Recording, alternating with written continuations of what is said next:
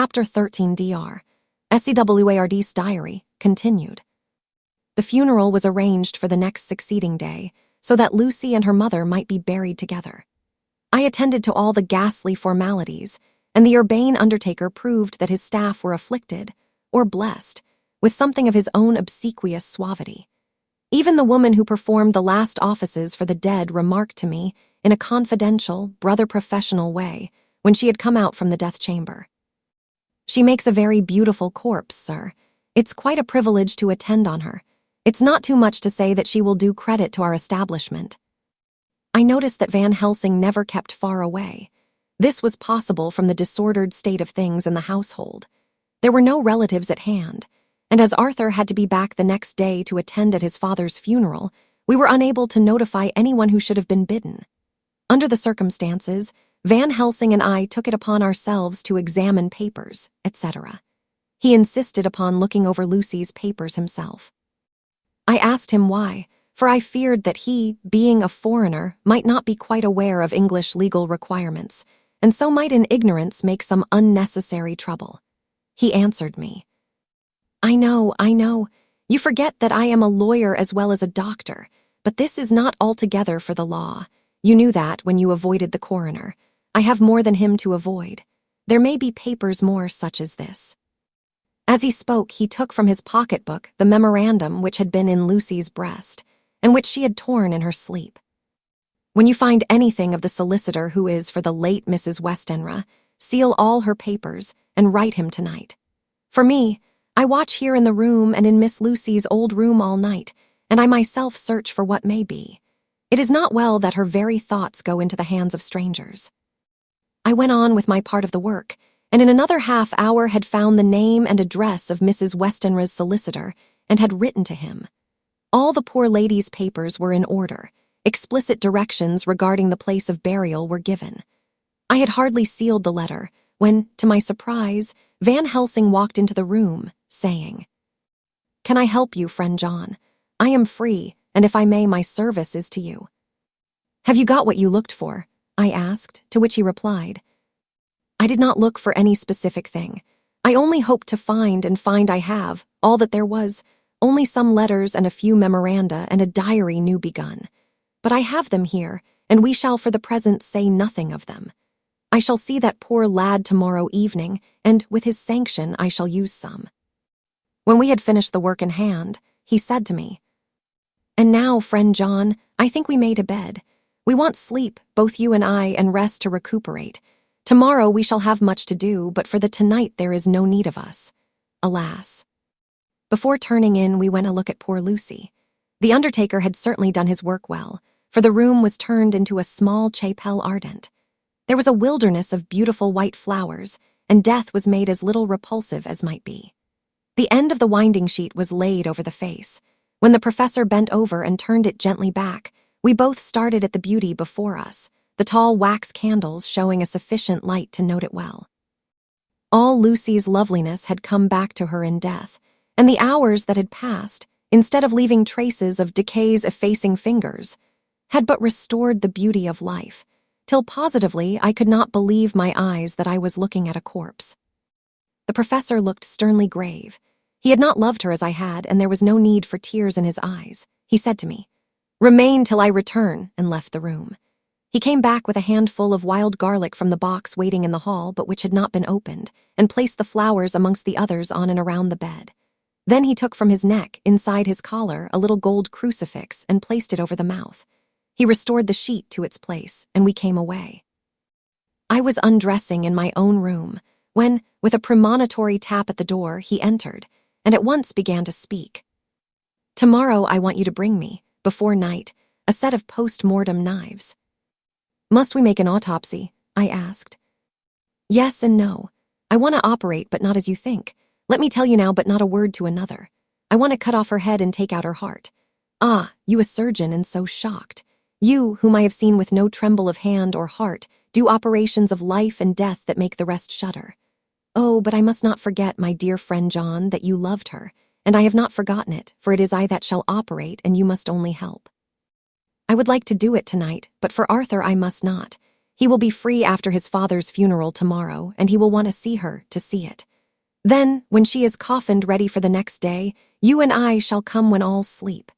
We shall unscrew the coffin lid and shall do our operation, and then replace all so that none know save we alone. But why do it at all? The girl is dead. Why mutilate her poor body without need? And if there is no necessity for a post-mortem and nothing to gain by it, no good to her, to us, to science, to human knowledge, why do it? Without such it is monstrous. For answer, he put his hand on my shoulder and said, with infinite tenderness, "Friend John, I pity your poor bleeding heart, and I love you the more because it does so bleed.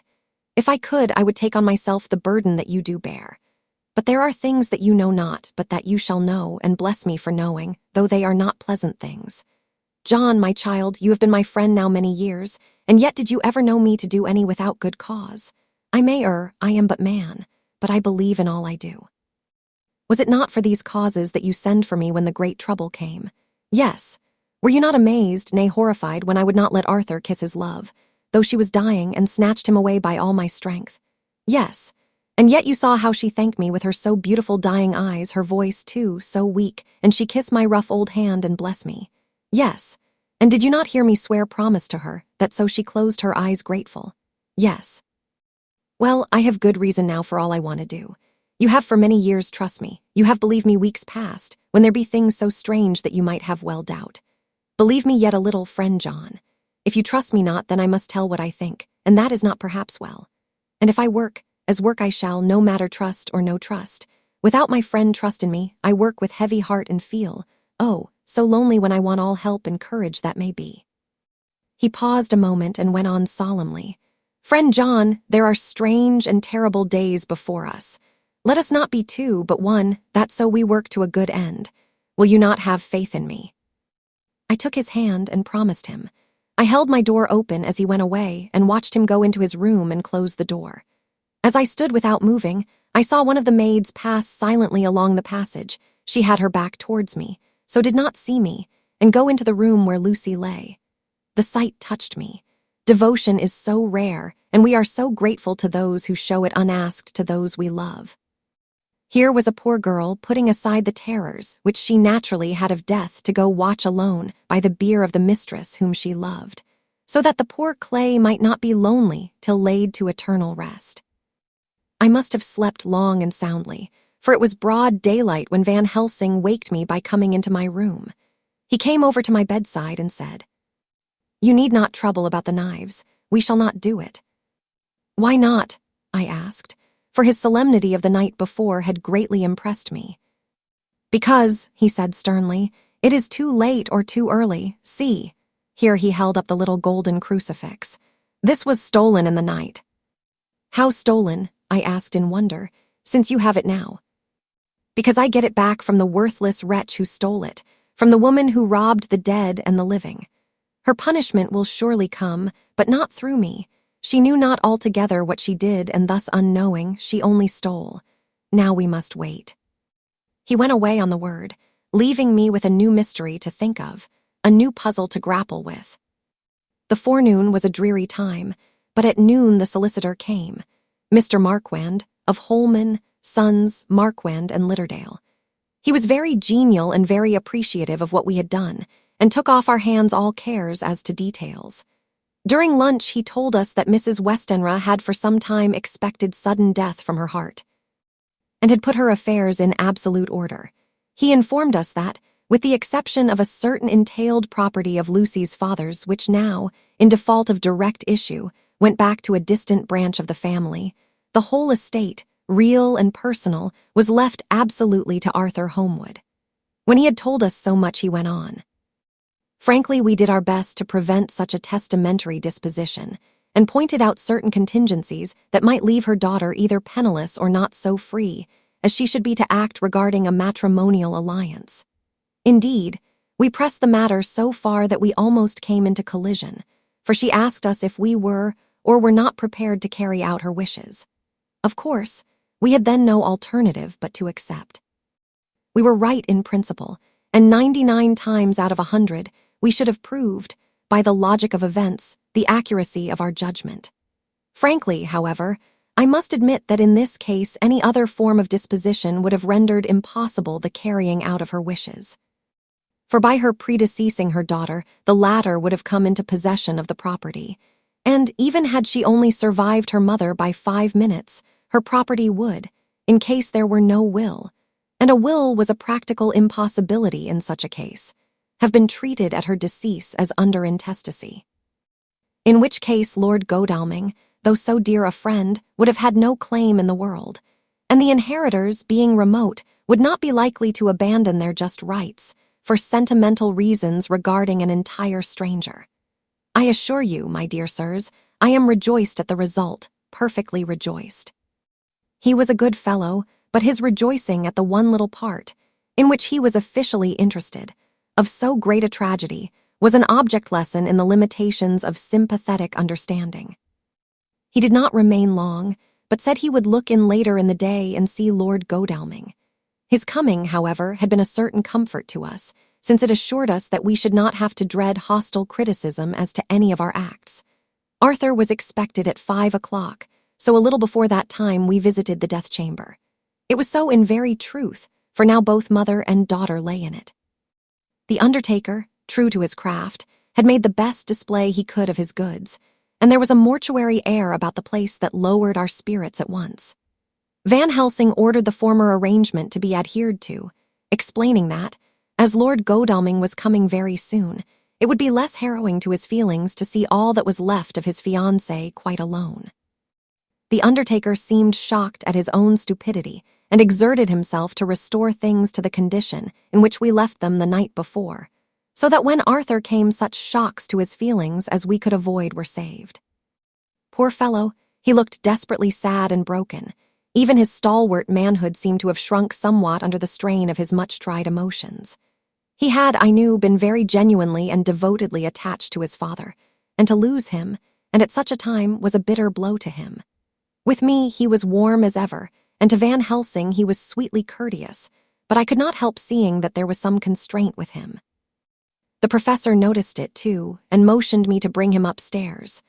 I did so, and left him at the door of the room, as I felt he would like to be quite alone with her, but he took my arm and led me in, saying huskily, "You loved her too, old fellow. She told me all about it, and there was no friend had a closer place in her heart than you. I don't know how to thank you for all you have done for her. I can't think yet." Here he suddenly broke down, and threw his arms round my shoulders and laid his head on my breast, crying, "Oh, Jack, Jack, what shall I do?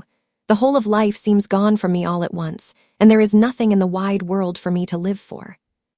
I comforted him as well as I could. In such cases men do not need much expression. A grip of the hand, the tightening of an arm over the shoulder, a sob in unison, are expressions of sympathy dear to a man's heart. I stood still and silent till his sobs died away, and then I said softly to him, "Come and look at her." Together we moved over to the bed, and I lifted the lawn from her face. God, how beautiful she was! Every hour seemed to be enhancing her loveliness. It frightened and amazed me somewhat, and as for Arthur, he fell a-trembling and finally was shaken with doubt as with an ague. At last, after a long pause, he said to me in a faint whisper, "Jack, is she really dead?" I assured him sadly that it was so, and went on to suggest, for I felt that such a horrible doubt should not have life for a moment longer than I could help, that it often happened that after death faces became softened and even resolved into their youthful beauty, that this was especially so when death had been preceded by any acute or prolonged suffering. It seemed to quite do away with any doubt, and after kneeling beside the couch for a while and looking at her lovingly and long, he turned aside. I told him that that must be good, as the coffin had to be prepared, so he went back and took her dead hand in his and kissed it, and bent over and kissed her forehead. He came away, fondly looking back over his shoulder at her as he came. I left him in the drawing-room, and told Van Helsing that he had said goodbye.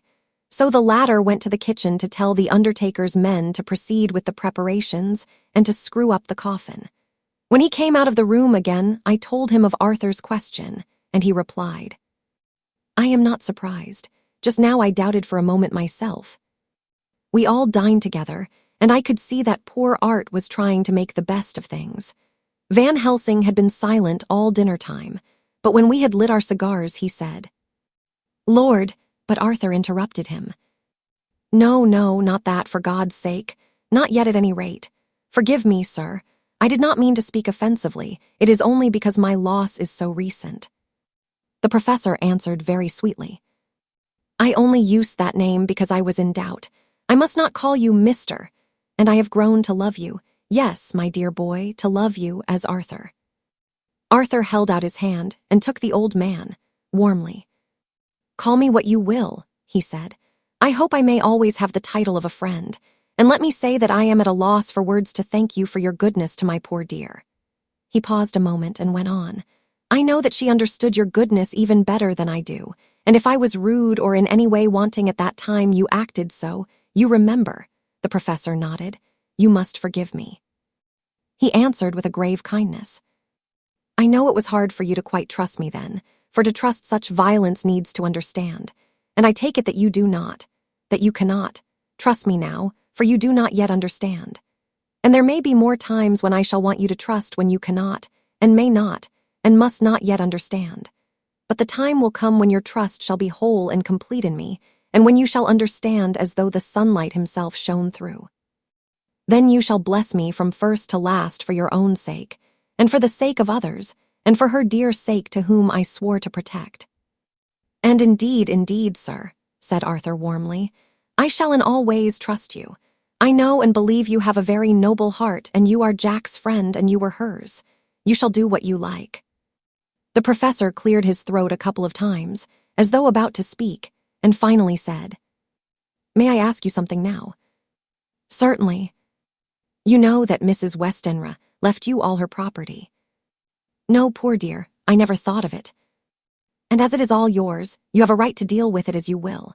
I want you to give me permission to read all Miss Lucy's papers and letters. Believe me, it is no idle curiosity.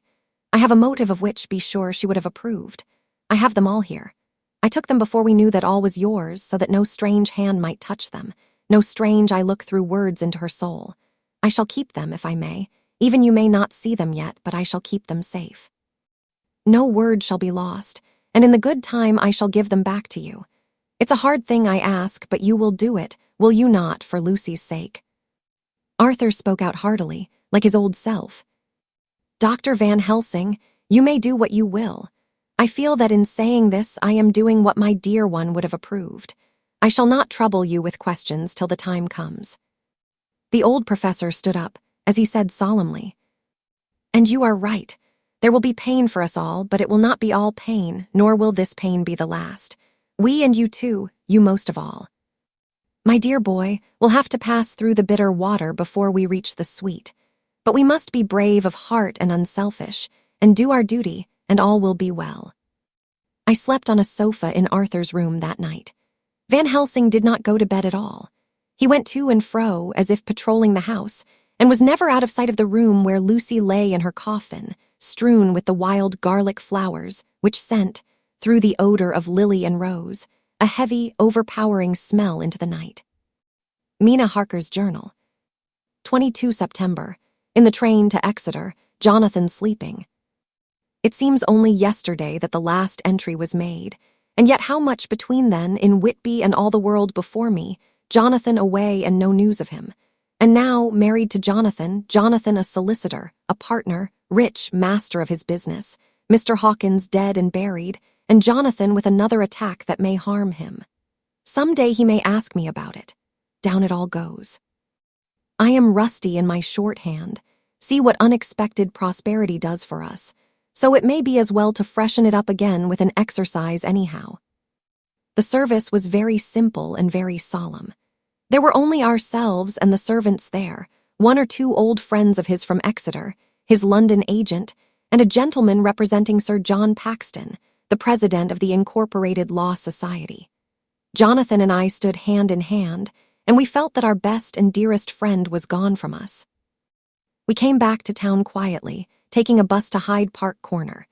Jonathan thought it would interest me to go into the Row for a while, so we sat down, but there were very few people there, and it was sad-looking and desolate to see so many empty chairs. It made us think of the empty chair at home, so we got up and walked down Piccadilly. Jonathan was holding me by the arm, the way he used to in old days before I went to school. I felt it very improper, for you can't go on for some years teaching etiquette and decorum to other girls without the pedantry of it biting into yourself a bit. But it was Jonathan, and he was my husband, and we didn't know anybody who saw us, and we didn't care if they did, so on we walked.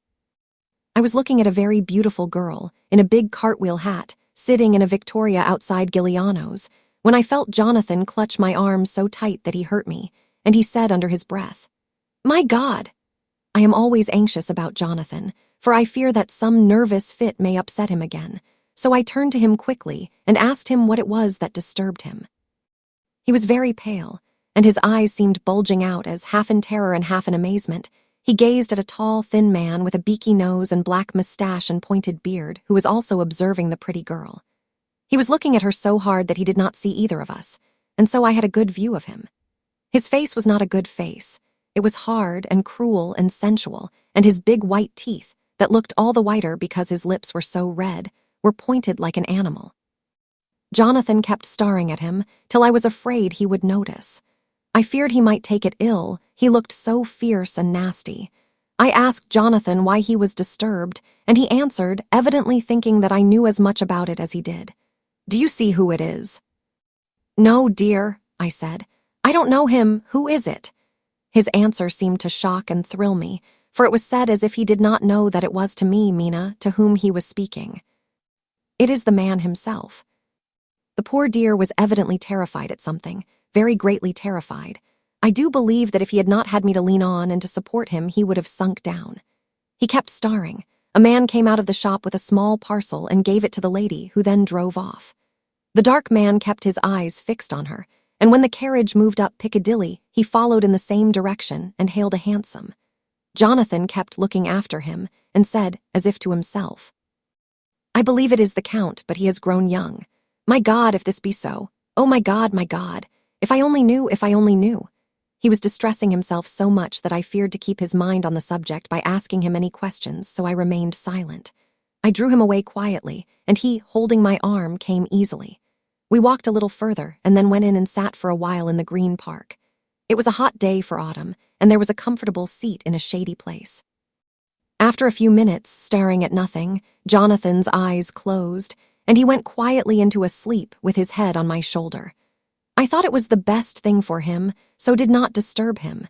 In about 20 minutes he woke up and said to me quite cheerfully, "Why, Mina, have I been asleep? Oh, do forgive me for being so rude. Come, and we'll have a cup of tea somewhere." He had evidently forgotten all about the dark stranger, as in his illness he had forgotten all that this episode had reminded him of. I don't like this lapsing into forgetfulness. It may make or continue some injury to the brain. I must not ask him, for fear I shall do more harm than good, but I must somehow learn the facts of his journey abroad. The time is come, I fear, when I must open that parcel and know what is written. Oh, Jonathan, you will, I know, forgive me if I do wrong, but it is for your own dear sake. Later, a sad homecoming in every way, the house empty of the dear soul who was so good to us, Jonathan still pale and dizzy under a slight relapse of his malady, and now a telegram from Van Helsing, whoever he may be. "You will be grieved to hear that Mrs. Westenra died 5 days ago, and that Lucy died the day before yesterday. They were both buried today." Oh, what a wealth of sorrow in a few words. Poor Mrs. Westenra, poor Lucy, gone, never to return to us, and poor Arthur to have lost such sweetness out of his life. God help us all to bear our troubles. Dr. Seward's diary. 22 September. It is all over. Arthur has gone back to Ring and has taken Quincy Morris with him. What a fine fellow is Quincy. I believe in my heart of hearts that he suffered as much about Lucy's death as any of us, but he bore himself through it like a moral Viking. If America can go on breeding men like that, she will be a power in the world indeed. Van Helsing is lying down, having a rest preparatory to his journey. He goes over to Amsterdam tonight, but says he returns tomorrow night, that he only wants to make some arrangements which can only be made personally. He is to stop with me then, if he can. He says he has work to do in London which may take him some time. Poor old fellow, I fear that the strain of the past week has broken down even his iron strength. All the time of the burial he was, I could see, putting some terrible restraint on himself. When it was all over, we were standing beside Arthur, who, poor fellow, was speaking of his part in the operation where his blood had been transfused to his Lucy's veins. I could see Van Helsing's face grow white and purple by turns. Arthur was saying that he felt since then as if they two had been really married, and that she was his wife in the sight of God. None of us said a word of the other operations, and none of us ever shall. Arthur and Quincy went away together to the station, and Van Helsing and I came on here. The moment we were alone in the carriage, he gave way to a regular fit of hysterics. He has denied to me since that it was hysterics, and insisted that it was only his sense of humor asserting itself under very terrible conditions. He laughed till he cried, and I had to draw down the blinds lest anyone should see us and misjudge. And then he cried till he laughed again, and laughed and cried together, just as a woman does. I tried to be stern with him, as one is to a woman under the circumstances, but it had no effect. Men and women are so different in manifestations of nervous strength or weakness. Then when his face grew grave and stern again, I asked him why his mirth, and why at such a time. His reply was in a way characteristic of him, for it was logical and forceful and mysterious. He said, "Ah, you don't comprehend, friend John. Do not think that I am not sad, though I laugh. See, I have cried even when the laugh did choke me.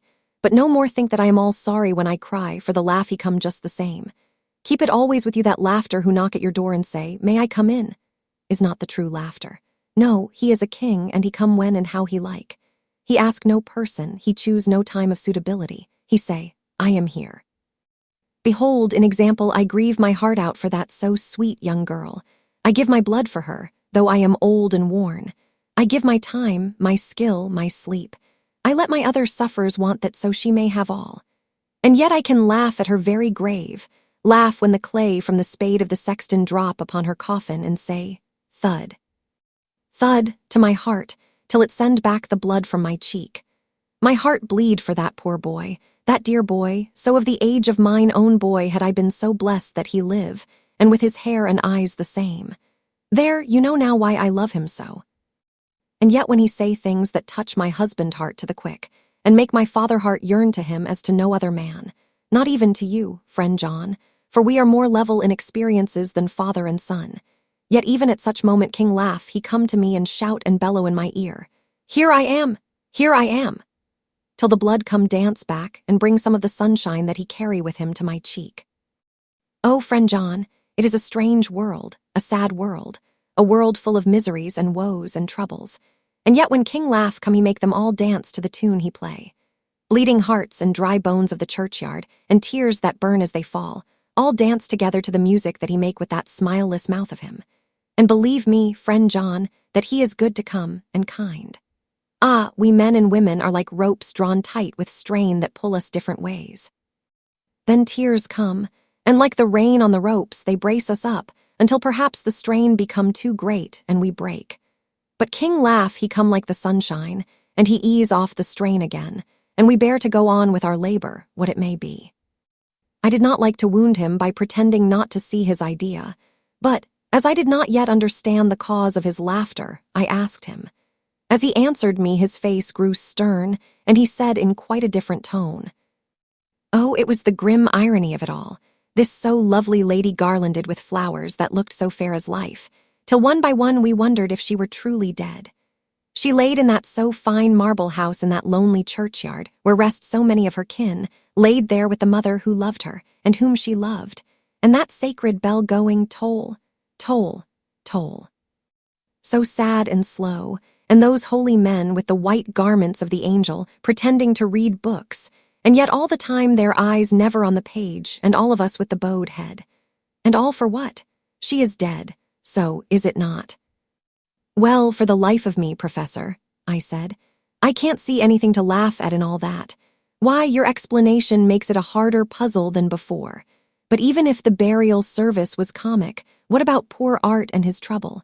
Why, his heart was simply breaking." "Just so. Said he not that the transfusion of his blood to her veins had made her truly his bride?" "Yes, and it was a sweet and comforting idea for him." "Quite so, but there was a difficulty, friend John. If so that, then what about the others? Ho, ho! Then this so sweet maid is a polyandrist, and me, with my poor wife dead to me, but alive by church's law, though no wits, all gone, even I, who am faithful husband to this now no wife, am bigamist. I don't see where the joke comes in there either, I said, and I did not feel particularly pleased with him for saying such things. He laid his hand on my arm and said, "Friend John, forgive me if I pain. I showed not my feeling to others when it would wound, but only to you, my old friend, whom I can trust. If you could have looked into my very heart then when I want to laugh, if you could have done so when the laugh arrived, if you could do so now, when King Laugh have pack up his crown and all that is to him, for he go far, far away from me, and for a long, long time, maybe you would perhaps pity me the most of all." I was touched by the tenderness of his tone, and asked why. "Because I know. And now we are all scattered, and for many a long day loneliness will sit over our roofs with brooding wings. Lucy lies in the tomb of her kin, a lordly death house in a lonely churchyard, away from teeming London, where the air is fresh, and the sun rises over Hampstead Hill, and where wild flowers grow of their own accord. So I can finish this diary, and God only knows if I shall ever begin another. If I do, or if I even open this again, it will be to deal with different people and different themes. For here at the end, where the romance of my life is told, ere I go back to take up the thread of my life work, I say sadly and without hope. Venice. The Westminster Gazette, 25 September. A HAMPSDAD mystery.